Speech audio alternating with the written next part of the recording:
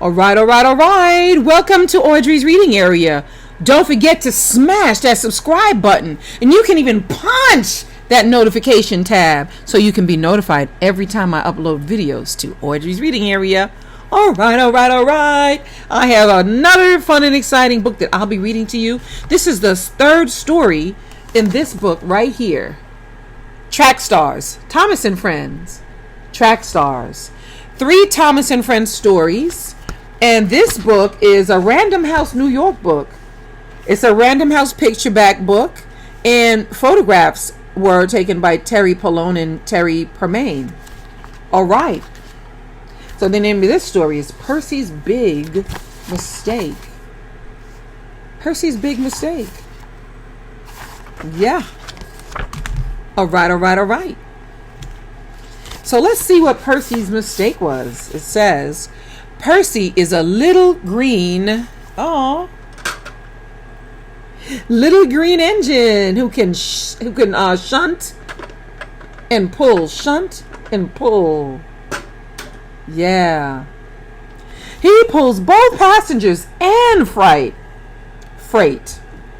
at the docks and at the quarry. Got to be very special to do all those things. Percy's favorite job is carrying the mail. But sometimes Percy has so much to do he ends up running late. One evening, Percy arrived late at Brandon Docks. "You're late again, Percy," said the dock manager. "I will have to speak to Sir Topham Hatt." Percy was upset.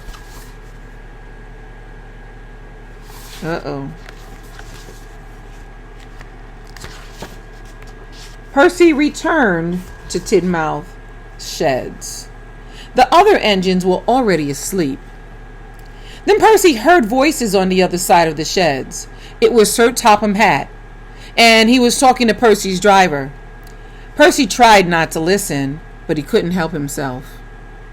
Percy had been late too often this week, said Sir Topham Hatt.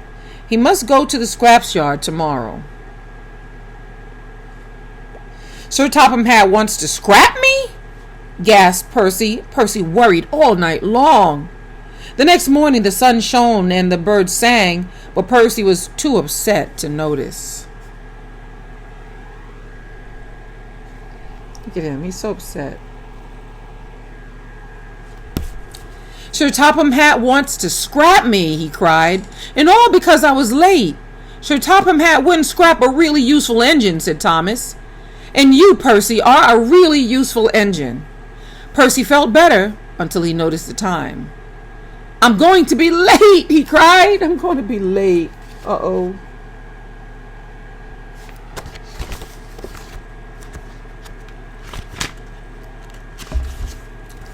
Percy wheezed away. Oh, wow. If he was on time, maybe Sir Topham Hatt wouldn't send him to the scrap yard.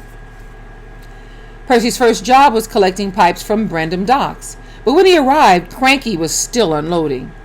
"Hurry up, slow coach," wheezed Percy. "I must be on time." "I'll take as long as I like," said Cranky, and he went slower than ever. The moment Cranky had finished, Percy took off. He hadn't waited for the pipes to be down. Percy rounded the bend. The pipes slipped and fell all over the track. But Percy puffed on. Look at that. They slipped off and fell. That can't be good. Percy thought he had delivered the pipes, so he chuffed away to his next job. Percy was to take some tar wagons to the workmen mending the roads. "Be careful," said his driver. "Tar is sticky stuff." But Percy wasn't being careful. He was going too fast. Percy charged down Gordon's Hill. He didn't see Gordon and the express until it was too late. The brake van passed Gordon, but the tar wagons didn't. Luckily, no one was hurt, but Gordon was very cross. "Now look what you've done," he wheezed. "What will Sir Topham Hatt say?" Percy thought he knew. "Oh no," he cried. "I'm sure to be scrapped now." And so Percy decided to run away.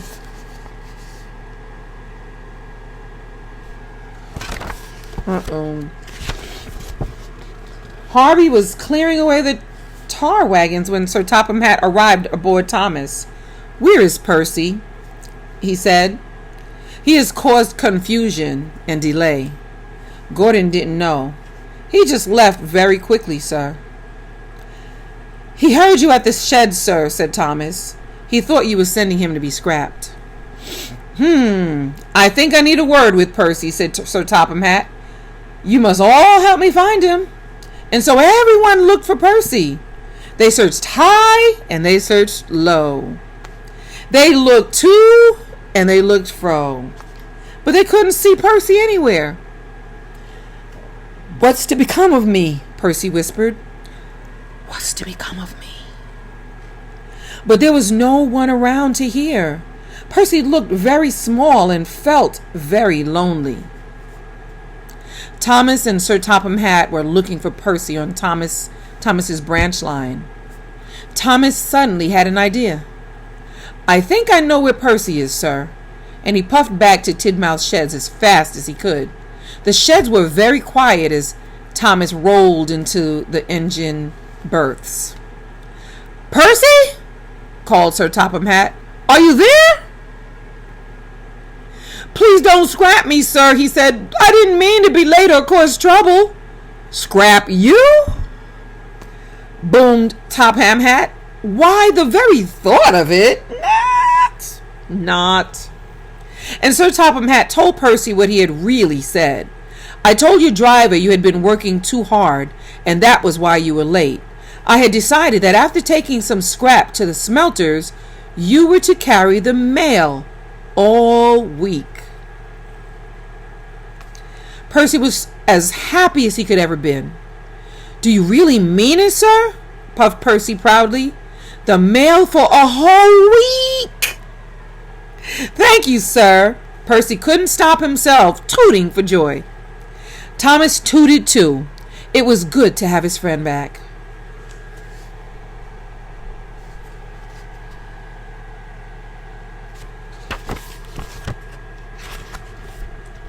So Percy carried the mail all week. He wasn't late and he didn't make a mistake. Not one. And Percy decided never to listen to silly stories ever again, especially not ones made up by himself. Aw. The end. The end. Thank you so much for listening to me read these fun and exciting books like this. And that was the third story in this book, Track Stars. Thank you for listening. Thank you for enjoying. And thank you for smashing that subscribe button for me. All right. I'll see you soon. Don't forget, here at Audrey's Reading Area.